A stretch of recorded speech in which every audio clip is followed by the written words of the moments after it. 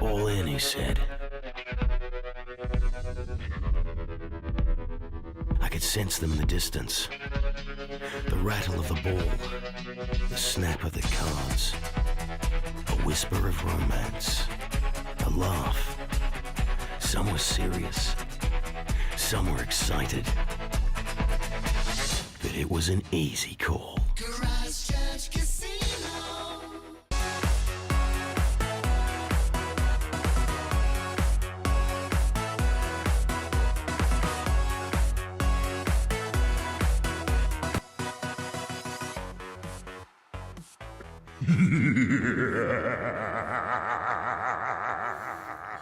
Do you like my first two guests? Yeah, they haven't got a lot of body about them, just, you know, they're a bit headless at the moment. Yes, it is happy Halloween to you all if you celebrate it.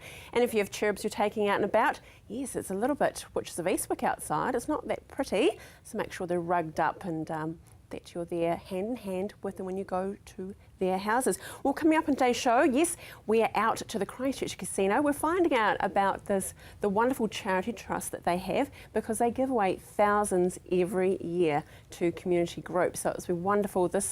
Last night actually, they gave away a lot of money, so we'll find out all about those wonderful organisations. And yes, the Deadlands. Have you seen the trailers? You know we've been talking about it. We are very fortunate because we have the two lead actors right here on the red couch and talking about this wonderful, wonderful epic movie. But first up, we're talking something quite serious, but affects a lot of New Zealanders directly and indirectly, and that is MS. And I'd like to welcome three very special guests to me, and that is Malcolm Rickaby, who is the President of Multiple Sclerosis Society of New Zealand. Hello there. We have Debbie Mason, who is a neurologist at Christchurch Hospital, and Rachel Lugg, who is one of our CTV family, but also is a MS sufferer. Did I say sufferer? Yeah, I don't like to use that word actually, do I? Not at the moment. No, exactly. So we'll talk more about that. Debbie, can you tell us what is MS? Yeah, sure. So MS is an inflammatory condition of the brain, spinal cord and the eye, where inflammatory cells affect the lining of the nerves and cause dysfunction within the nervous system. And over time, not only the lining of the nerves becomes involved, but also the nerves themselves. And so initially it can affect a number of different parts of the body and ultimately causes disability. So what are the symptoms of MS then? Quite variable, and probably the most common first symptom is sensory symptoms, so loss of feeling or tingling or numbness, where somebody over 3 or 4 days experiences a loss of sensation. And everybody gets a few tingles now and then, and so it's more something that carries on for days. But it can also affect the visual system. You can lose vision in an eye, you can develop double vision, it can cause weakness of the legs or arms, and it can cause things like vertigo or balance problems and things like that. Wow. Reimbursement. Tell us about that, about the new medicines. Very exciting news, isn't it, Debbie? Very exciting. I mean, I think that this is just the most wonderful thing, particularly for people with relapsing, remitting multiple sclerosis, where the drugs are targeted. And these drugs are the only drugs really that have been shown to have impact on disability. Our older drugs had modest effects. These are much more powerful drugs, and you know, potentially can stop MS in its tracks. Yeah, great. Rachel, tell us about it, how you were diagnosed. Okay, a couple of years ago, I did go to the doctor several times saying, look, there's something wrong with me. And I guess it's a hard thing to diagnose at the start. But then I had constant vertigo. And then my manager at work, he said, look, you've got to go get this sorted. And that's when I went to A&E and I met up with Debbie, was referred to me. And I've been with Debbie since. Yeah, so. Partners in crime? Yeah, definitely.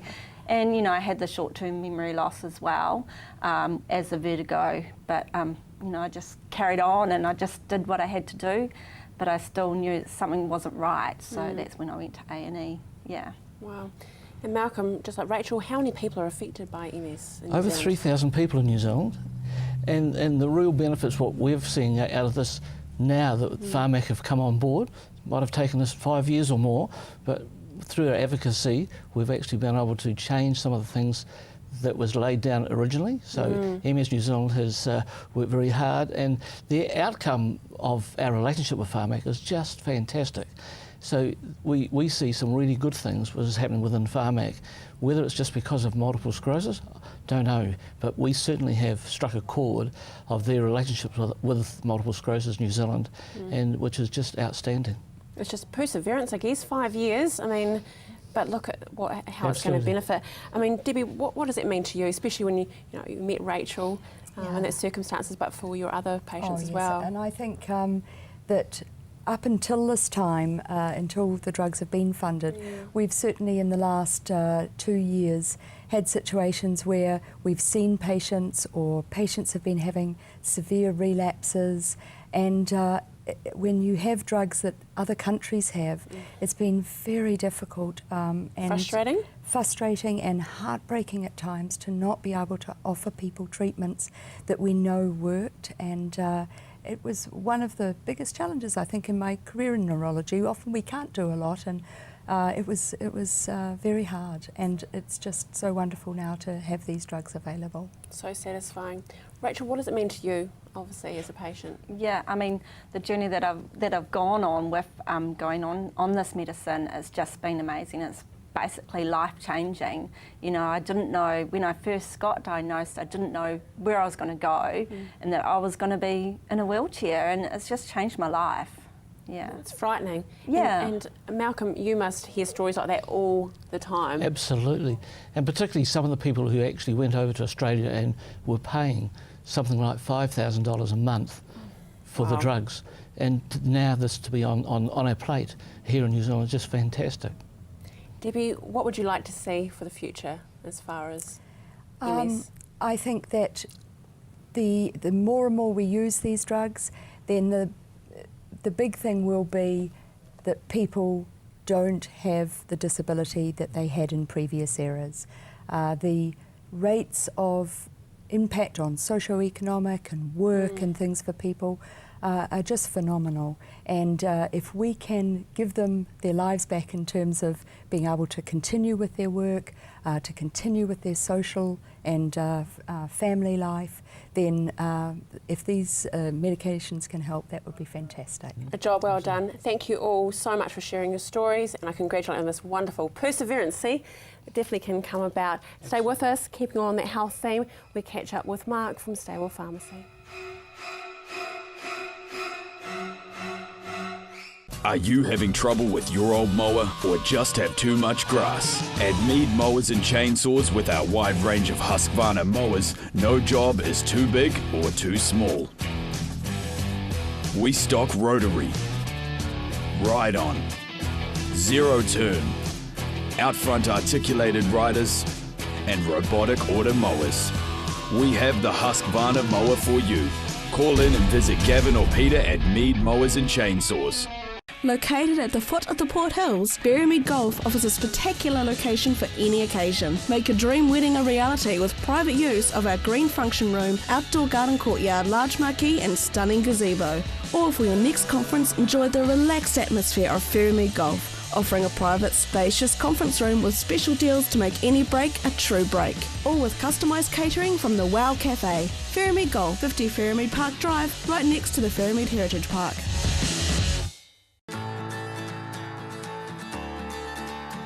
The world really is your oyster with Farm to Farm tours. Discover some of the world's best farming, scenery and cultural experiences. We work closely with trusted international colleagues in more than 30 countries to customise great trips for people just like you. For a hassle-free trip, call the friendly team at Farm to Farm Tours now or visit our website.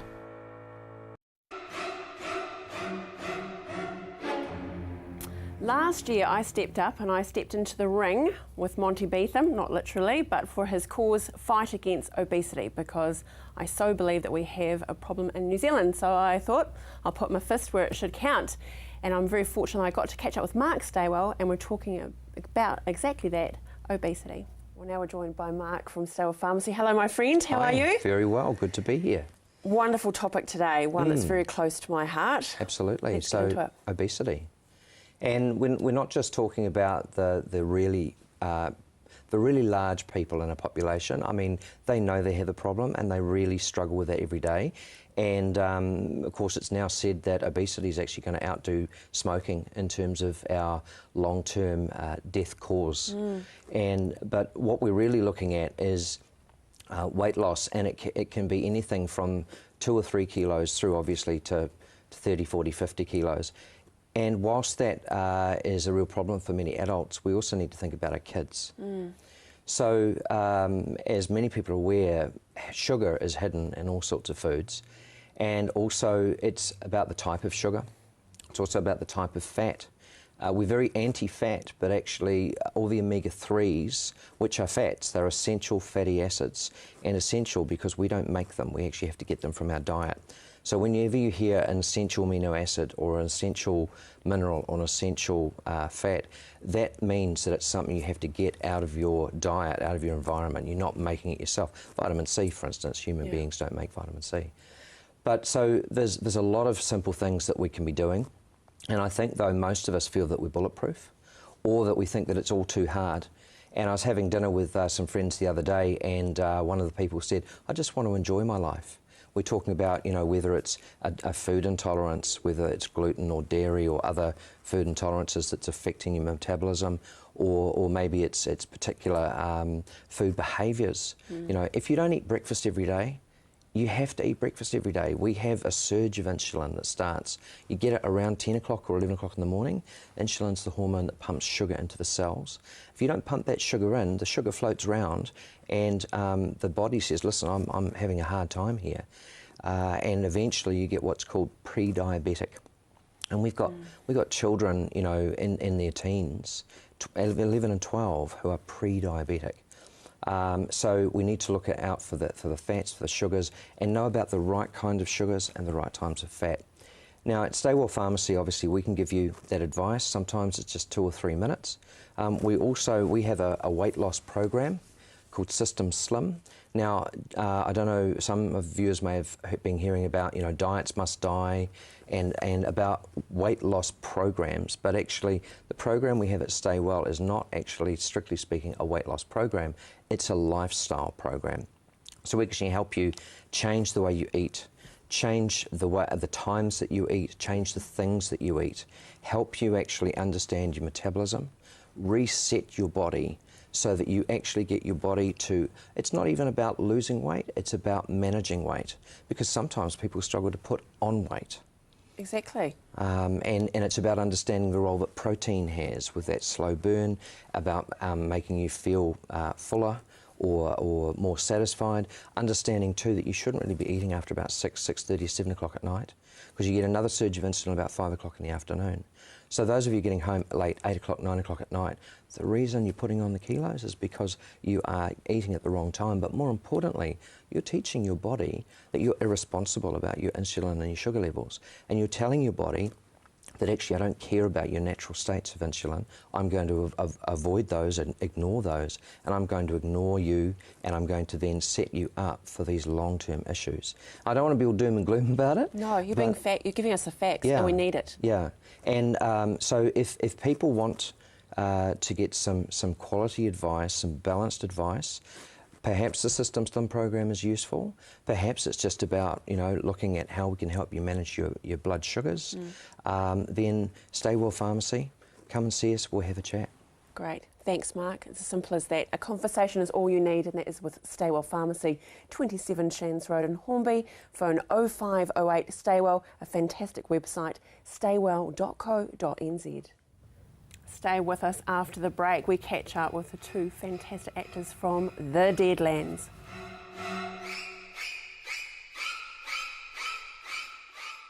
Come on down to Ferrymead Golf. Care for a game of paintball? How about some swings on the old driving range?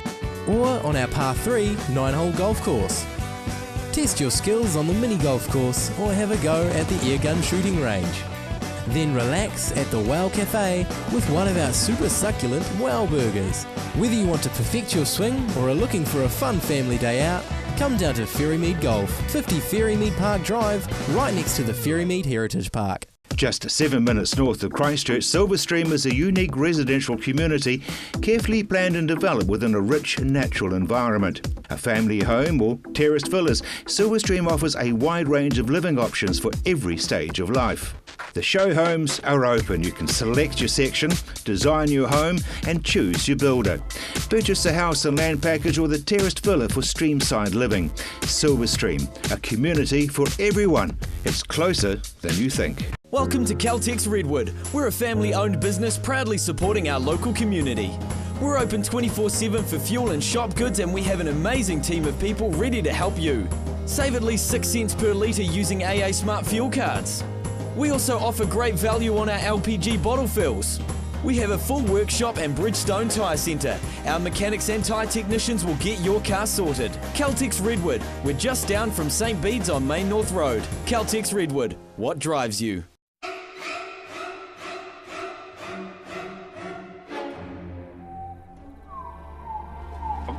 Whiti I konei. Ko whenua apahau. E pera hoki tātou. Ha ha te whenua.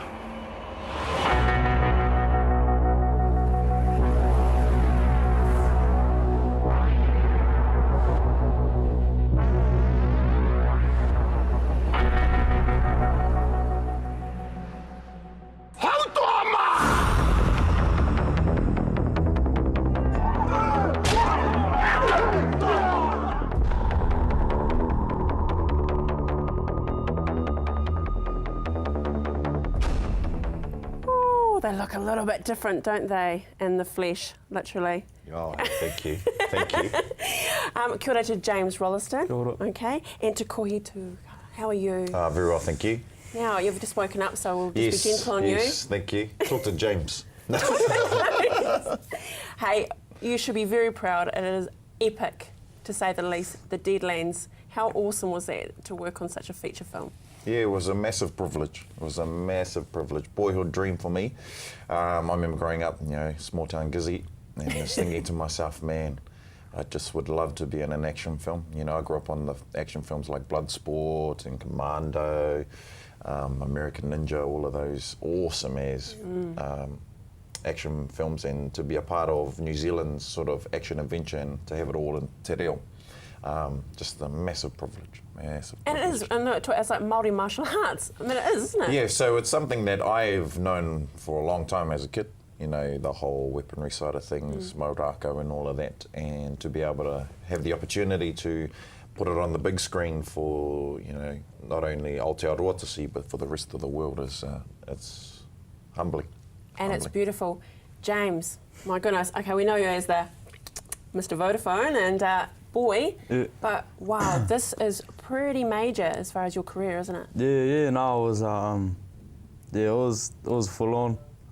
Like he said, it was a massive privilege to be a part of this this gig, and it was just pretty full on, and I enjoyed every moment. Yeah, meet a lot of people. Notice how he giggles all the time because he keeps the flashbacks to all the mischief stuff we got up to behind the scenes. But doesn't it make you, working on a film like this, make you so proud to be Māori? Yeah, it is. Yeah, well, it actually, it just makes me go far out. We have such a great depth to our culture as far as storytelling goes. So I feel, and this is my own opinion, that the Deadlands is only the beginning.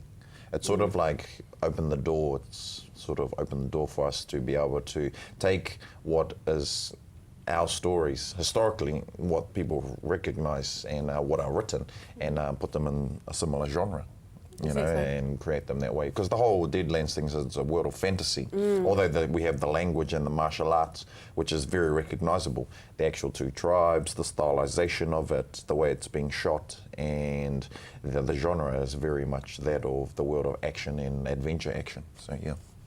James, what do your mates think about you, Mr. Warrior, running around with not a lot on, You know, the old long hair, the flowing locks. I mean, come on, they must think it's pretty cool.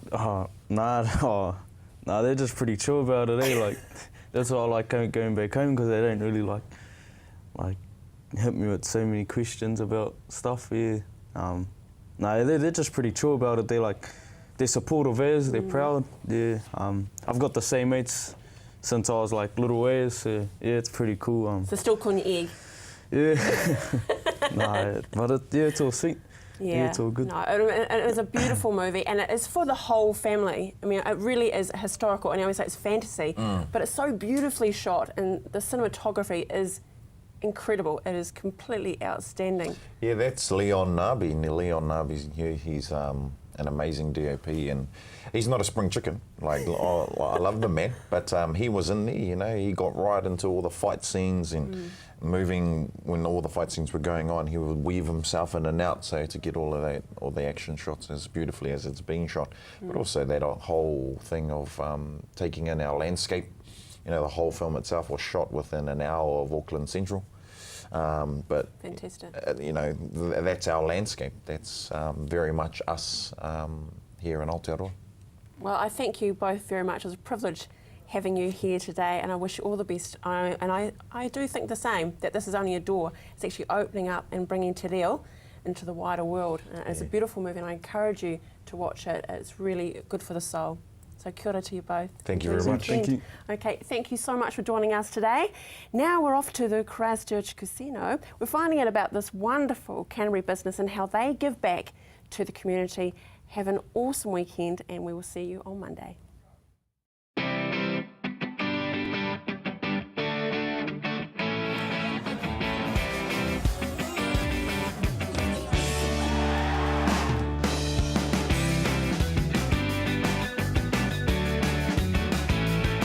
Casino Charitable Trust was set up by the casino as a way of giving money out to groups that maybe get affected by gambling. Let's face it, gambling is one of those things that some people can abuse and can have problems with it. And so they wanted to make sure that they were setting up here for families, for everybody to have a good time, but they knew that their product occasionally would cause some problems. So we were there to help those organisations that helped people who do have a problem with gambling or other addictive behaviours. I work for Aviva. People might know us better as Christchurch Women's Refuge. Well, I'm the General Manager of Chumley Children's Centre. I'm the Christchurch City Missioner. The relationship that the Canterbury Caledonian Society Pipe Band has with the Christchurch Casino is extremely important to us. Christchurch Casino, we're into our 20th year. We've been part of the community for that period of time. We've had over 18.5 million visitors. We've got 484 employees. All those visitors and our employees are members of the community. It is nice to be able to give something back on their behalf and recognise the community and make it a better place for everyone to live. You know, charitable trusts like the Christchurch Casino Charitable Trust that we really rely on for a lot of the funds to keep our services going. The Christchurch Symphony Orchestra has had a very long relationship with the Christchurch Casino, and it's been a very strong and very beneficial relationship, and hopefully for both of our organisations. The Christchurch Casino supports us with our annual fundraising dinner and auction each year, which is a really important part of our annual fundraising activity. The level of support that they've given us, particularly since the earthquakes, and have enabled us to sort of carry on and put that service together and to be able to work with as many children as possible despite those circumstances that we've been in. The relationship with the Christchurch Casino and Ronald McDonald House is fantastic. It's more than just the money that they give us to support us. The Christchurch Casino come in and do the family dinner program that we run, and that's fantastic because the families come home from the hospital at night and there's a hot meal waiting for them, and if they didn't have that, you know, they would probably do something like toast. Christchurch Casino are the presenting partner for Christchurch Stands Tall, and they're our main sponsor, and they're the ones that came on first, so they're our biggest supporter. And I think it's evidence in terms of what events occur in Christchurch that we support. I mean, outside of the charities, you have your sporting events, you have your cultural events, and we're a very large part of that.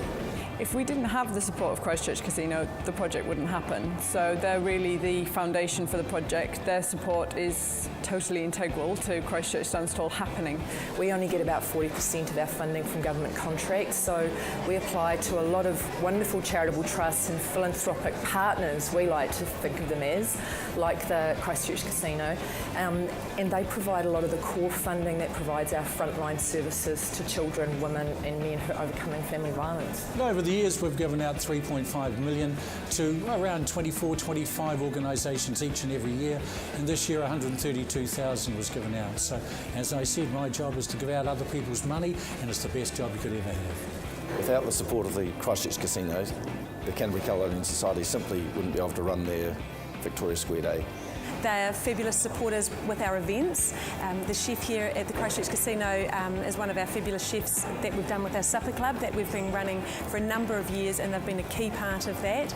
They purchase tables to the events we run, like at the Polo and Supper Club as well.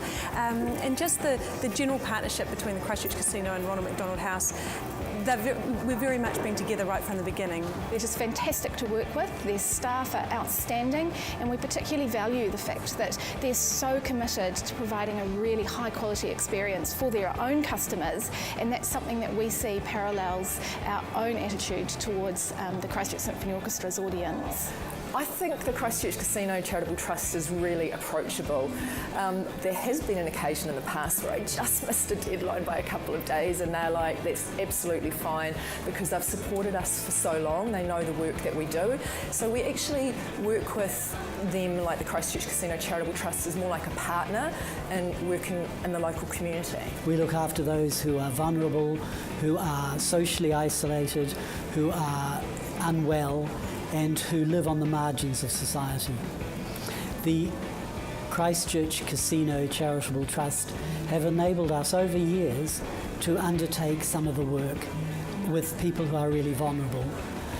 Some of these people are addicted, and so I think there's a certain synergy in the fact that the Christchurch Casino Charitable Trust are putting money in to helping these people who are at risk. I think there's a genuine desire there to be part of the community, and I think there are some, I guess, if you look at it, there could be some controversies around the industry that they operate in. But knowing Brett and the many conversations I've had with him, I think there definitely is a genuine heart there to want to be part of the community. It's a business just like any other business, and to be part of that community. And I think sometimes you can look at that a little bit cynically.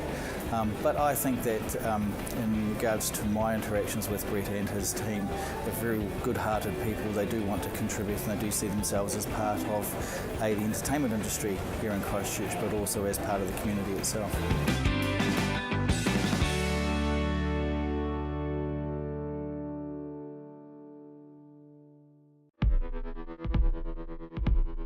All in, he said. I could sense them in the distance. The rattle of the ball, the snap of the cards, a whisper of romance, a laugh. Some were serious, some were excited. But it was an easy call.